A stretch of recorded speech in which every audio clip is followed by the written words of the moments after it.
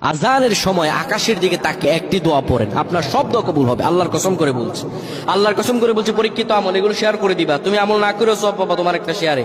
এটি যদি শুনে অন্য কেউ আমল করে তুমি আর সওয়াব পেয়ে যাবা। আজানের সময় যখন আজান হয় তখন আমরা কথাবার্তা বলি, এগুলো অনুচিত। আপনি আজানের সময় আকাশের দিকে তাকিয়ে একটি দোয়া পড়বেন। এই দোয়াটি আমরা অনেকেই পারি। এখন বলবেন হুজুর কমন পড়ে গেছে দোয়া। আমরা অনেকেই আল্লাহ তাআলার কাছে এটা ওটা চাই, কিন্তু সঠিকভাবে চাইতে জানি না।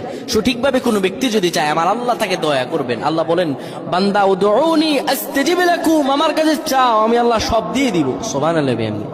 যখন আপনার আজান হয়, আজানের সময় আপনি আসমানের দিকে তাকান, তাকিয়ে আপনি বলুন, পড়তে থাকেন, আল্লাহুম্মা আনতা রাব্বি লা ইলাহা ইল্লা আনতা খলাকতানি ওয়া আনা আবদুকা ওয়া আনা আলা হাদিকা ওয়া ওয়া'দিকা মাসতাতা'তু আউযু বিকা মিন শাররি মা সানা'তু আবু'ু লাকা বিনি'মাতিকা আলাইয়া ওয়া আবু'ু বিযানবি